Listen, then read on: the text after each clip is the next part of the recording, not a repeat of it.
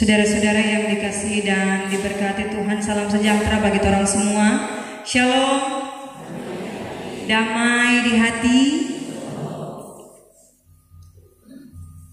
Bagaimana kabar hari ini?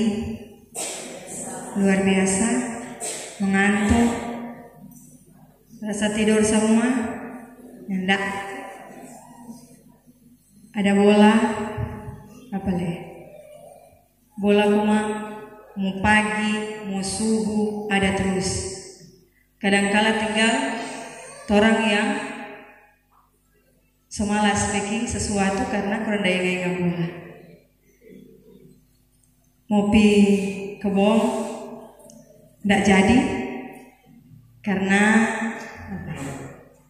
Argentina bermain, atau mau bikin sesuatu tunggu dulu karena yang jago sementara bermain.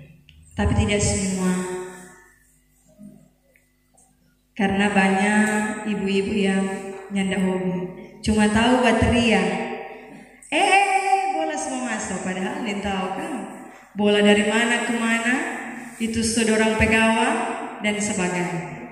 Saudara-saudara yang diberkati Tuhan, sudah tepat keputusan kita semua ialah mengikuti Yesus. Sudah tepat yang kita lakukan hari ini adalah beribadah. Bagian dari rasa syukur kita atas anugerah Tuhan dalam perjalanan hidup yang orang jalan. Ketika Injil masuk di bagian India, maka di tempat itu masih sangat primitif, masih ditemui bahwa kekerasan terjadi. Apalagi ketika ada sesuatu yang baru yang menurut pemahaman mereka ini adalah sesat. Oh, ini sangat ditentang, sangat tidak disukai. Ketika Injil ini masuk di salah satu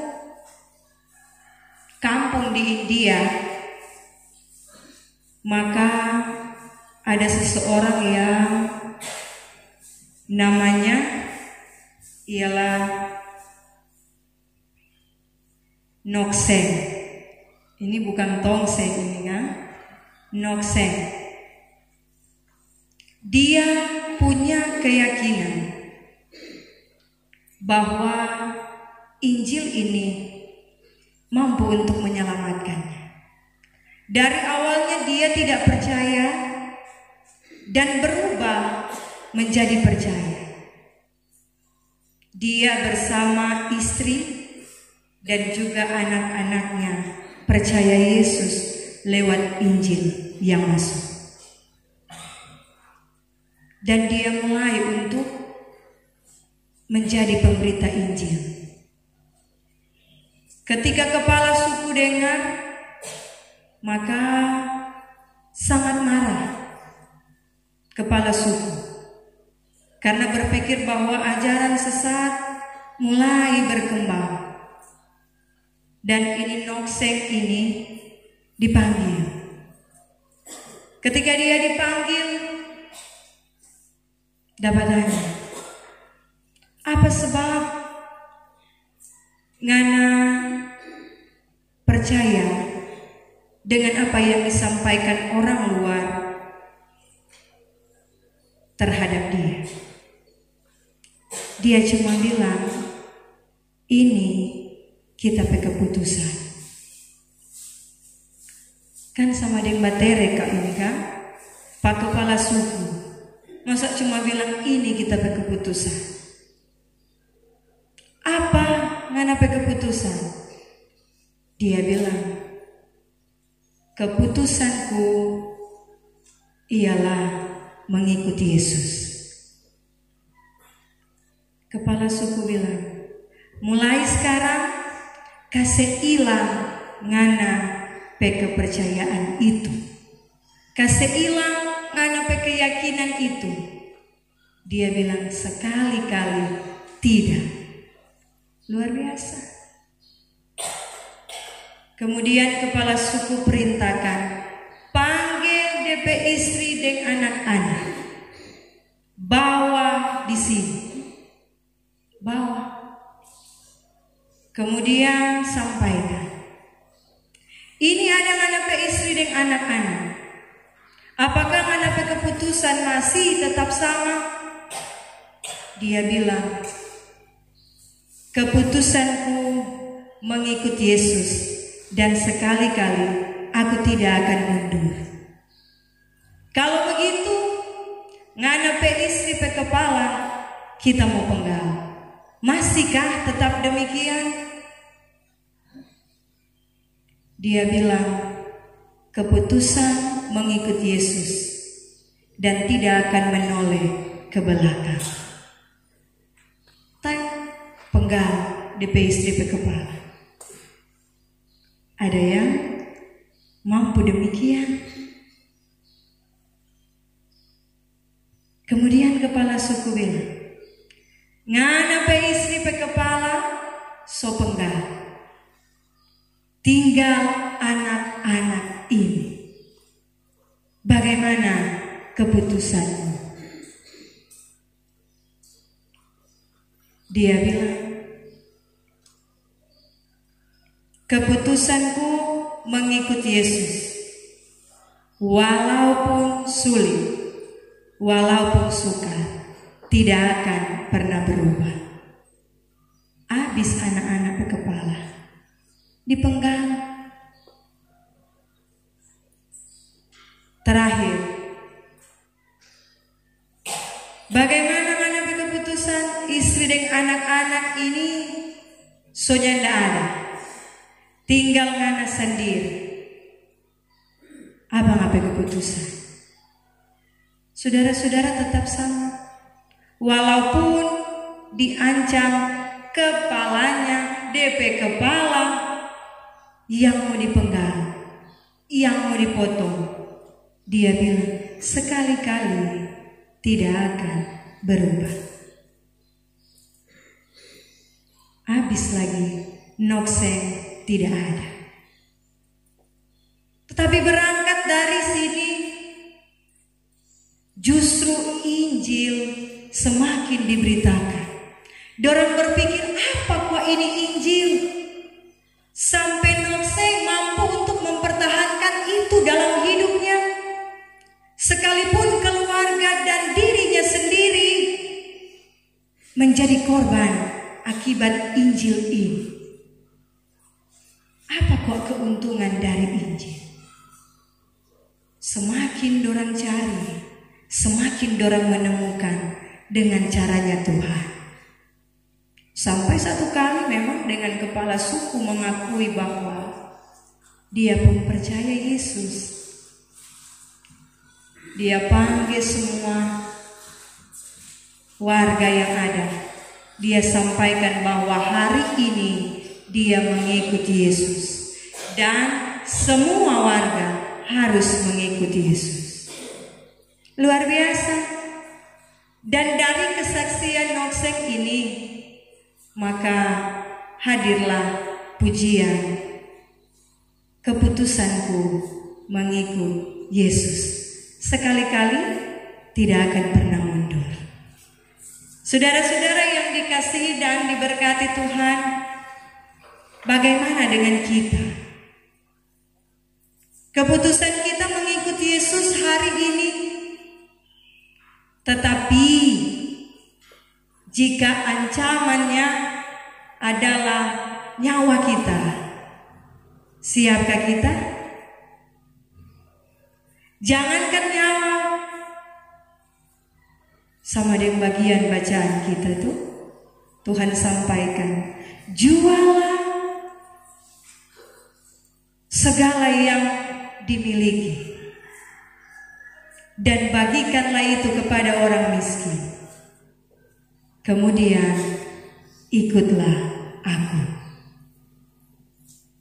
Sulit, sukar. Seorang muda ini, pemimpin muda ini tidak mampu. ini cuma soal kekayaan, apalagi soal kehidupan kita, apalagi soal nyawa kita.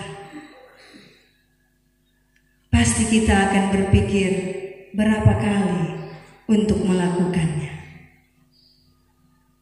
Banyak contoh yang terjadi ketika ancaman datang dalam kehidupan, tantangan datang dalam kehidupan. Kadang kita meragukan kuasa Tuhan dalam kehidupan yang orang jalani. Saudara-saudara yang dikasihi dan diberkati Tuhan, ketika seorang pemimpin bertanya kepada Yesus, "Guru yang baik, apa yang harus aku perbuat untuk memperoleh hidup yang kekal?" Jawab Yesus, "Mengapa kau katakan aku baik? Tak seorang pun yang baik selain daripada Allah saja." Ternyata orang-orang pada waktu itu DP kesukaan adalah dipuji. Jadi dia pikir bahwa ketika bilang Pak Tuhan Yesus baik, maka Tuhan akan bilang ngana pun baik. Makanya dia katakan guru yang baik, dengan harapan bahwa pujian yang baik itu akan kembali kepadanya. Tetapi justru tidak. Yesus katakan tidak ada yang baik selain Allah saja. Banyak orang suka sekali dipuji orang, suka sekali orang angka-angka. Waduh, dia begini, dia bagus, dia terbaik, dan sebagainya. Yesus menentang hal itu. Dia tidak mau bahwa orang-orang percaya menjadi gila dengan pujian. Orang-orang percaya menjadi gila dengan kehormatan, apalagi orang percaya menjadi gila dengan kekayaan. Semakin menjadi-jadi kalau demikian. Selanjutnya Yesus katakan bahwa engkau tentu mengetahui segala perintah Allah. Jangan berzina, jangan membunuh, jangan mencuri, jangan mengucapkan saksi dusta, hormatilah ayahmu dan ibumu. Kata orang itu, semuanya itu telah kuturuti sejak masa muda. Bapak menyampaikan dia, ada-ada saja yang dia sampaikan. Dia bilang dia lakukan itu semua sejak masa muda. Mendengar itu Yesus berkata kepadanya, masih tinggal satu hal lagi yang harus kau lakukan. Jualah segala yang kau miliki dan bagi-bagikanlah itu kepada orang-orang miskin. Maka engkau akan beroleh harta di sorga. Kemudian datanglah kemari dan ikutlah aku. Ketika orang itu mendengar perkataan itu, ia menjadi amat sedih sebab ia sangat kaya. Ketika Yesus bilang jual semua, kasih tinggal semua, kong iko pa kita, dia sedih karena dia ternyata orang kaya. Dia sukar sekali melepaskan apa yang sudah ada padanya. Sama dengan orang, terkadang dalam hidup apa yang orang punya susah sekali untuk orang bagikan, orang berikan kepada orang lain, apalagi untuk Tuhan. Karena itu belajar dari bagian firman di saat ini, kita belajar bersama bahwa untuk mengikuti Yesus, jika kita punya keputusan itu hari ini, apapun tantangannya, apapun pergumulannya, maka kita harus jalani dan tetap mempertahankan iman kita. Kemudian Yesus berkata, sebab lebih mudah seekor unta masuk melalui lubang jarum daripada seorang kaya masuk ke dalam kerajaan Allah. Dan mereka yang mendengar itu berkata, jika demikian siapakah yang dapat diselamatkan? Kata Yesus, apa yang tidak mungkin bagi manusia, mungkin bagi Allah. Tidak ada yang tidak mungkin bagi Tuhan.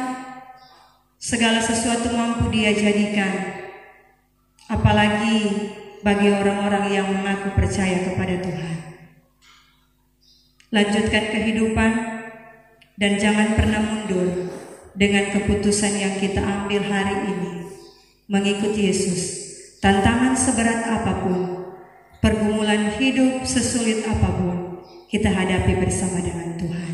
Selamat hari Minggu, Tuhan beserta torang semua. Amin.